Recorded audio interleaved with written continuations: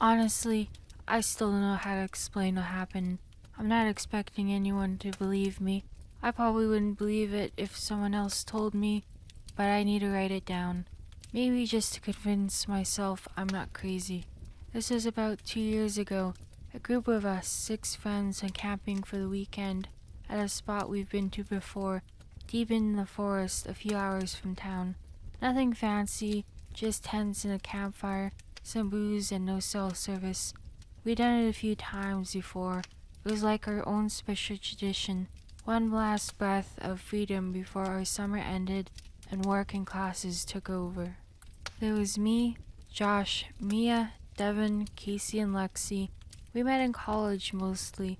A couple of us had known each other longer, but by that point we were just one of those friend groups that stuck. Everyone brought something for the trip. Lexi always had the camping gear, Casey was the self-appointed grill master, and Devin brought the weird energy and an obnoxiously loud Bluetooth speaker. The weird thing is, I remember us planning it as 6 people. I remember who brought what, who was in whose car. I rode up with Mia and Devin, and the others followed in Josh's truck. But when we got there and set up, there were 7 of us. There was this guy. Aaron, that was his name. At least that's what I remember calling him. He was quiet, kept to himself, but not in a creepy way, just kind of there, sat by the fire, helped unload stuff, even played cards with us the first night. I didn't talk to him much, but I figured he was one of Josh's work friends, or someone Casey had brought along last minute. We'd done that before. People brought +1s. It wasn't weird, not at first. Our second night there, after we'd eaten and cracked a few beers, we were sitting around the fire. Devin was telling a half-assed ghost story, and Lexi kept interrupting with sarcastic comments to annoy him. I was sitting next to Mia, half listening, watching the firelight flicker on the others' faces. That's when I leaned over and whispered, "Aaron's pretty quiet, huh?" She gave me this confused look. "Who?" I motioned at him. He was sitting literally right across the fire from us, hoodie up, staring into the flames, his face half lit, half shadow. "That guy, Aaron?" She stared for a second, then kind of laughed under her breath. "I thought he came with you guys." "No, I thought he came with Josh." We both turned to Josh, who was poking the fire with a stick. "Hey, who's Aaron?" Josh raised an eyebrow. "Who?" Mia gestured across the fire. "The guy in the hoodie, sitting right there." Josh blinked. "I thought he was with you." We then asked Casey, Devin, and Lexi, but one by one each of them gave us the same confused shrug. None of them knew him either, and not like, "Oh, I forgot where I met him," kind of not knowing. I mean, none of us knew who the hell he was, and he'd been with us for 2 whole days. I could feel myself starting to panic, quietly at first. My thoughts felt like they were moving through molasses. I was replaying the car ride in my head, trying to remember who sat where, trying to remember the moment Aaron showed up, but the more I tried, the fuzzier it got, like trying to hold on to a dream that slips through your fingers the harder you try. Aaron didn't say a word the whole time. We were whispering about him. He just sat there, still, listening. We all stopped whispering and kind of turned to look at him. That's when the silence got too heavy, and he stood up, slowly. "You invited me," he muttered, his voice calm, flat, like it was the most obvious thing in the world. "No, we didn't," I denied. I felt sick. My mouth was dry. My skin had gone cold. Everyone was just staring. He looked around the circle. His face, it wasn't distorted or monstrous or anything like that, but it was wrong, too average, like a face you'd see in a dream and forget as soon as you woke up, like someone trying really hard to look normal. "You never remember me," he grumbled. "Not until it's too late." Suddenly, the fire went out, not slowly, not flickering down, just gone. One moment it was firelight and dancing shadows, and next, nothing but darkness. I hear people scream. Someone, I think it was Lexi, shouted to run. I didn't even think. My legs moved on their own.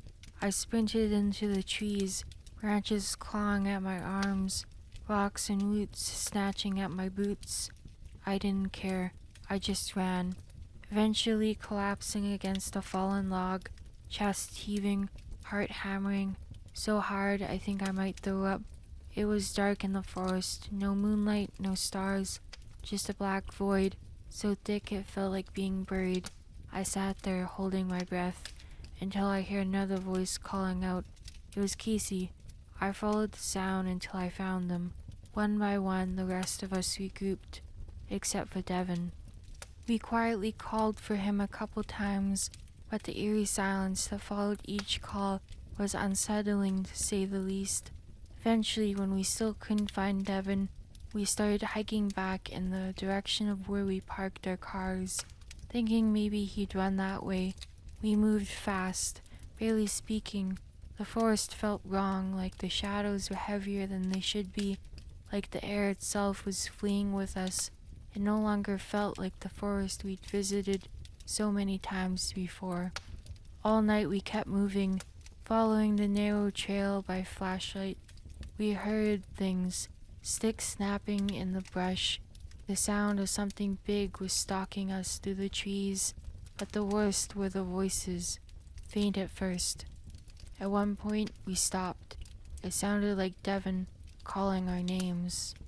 Josh almost shouted back, but something about the sound made us all freeze.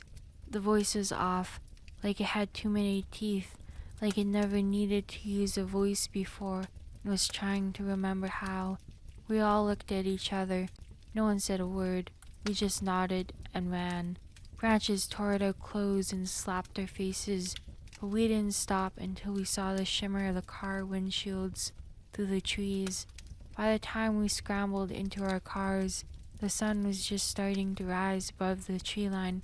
I got into Mia's passenger seat, shaking so hard I couldn't close the door right away. She had to slam it for me. As we pulled out of the lot, I looked back at the forest one last time. There, at the edge of the woods, just standing in the shadows, was Devin. He was smiling, but the smile was wrong. It stretched too far up his cheeks, like someone was wearing his face and didn't know how it worked. And his eyes, I swear to God, his eyes were solid black.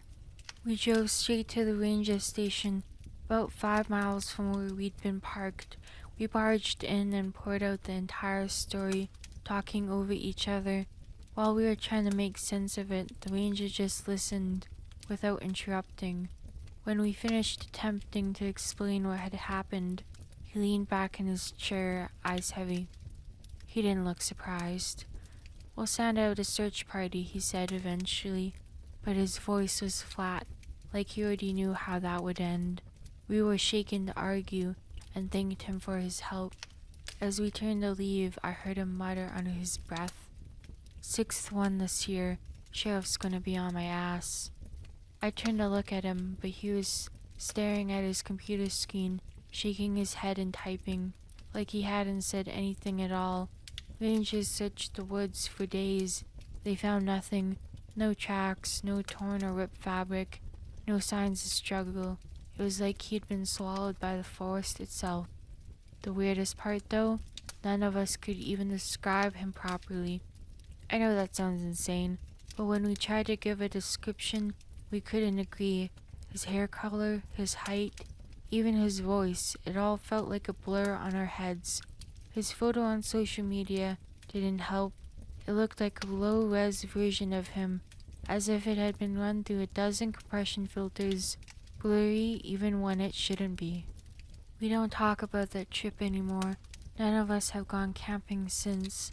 Sometimes though, when I'm out at night or in a crowded place, or just walking alone through the parking garage after work, I'll see a face, in a group, on the edge of a crowd, just a guy, hoodie up, hands in his pocket, not doing anything in particular, and I'll think, oh, it's just Aaron.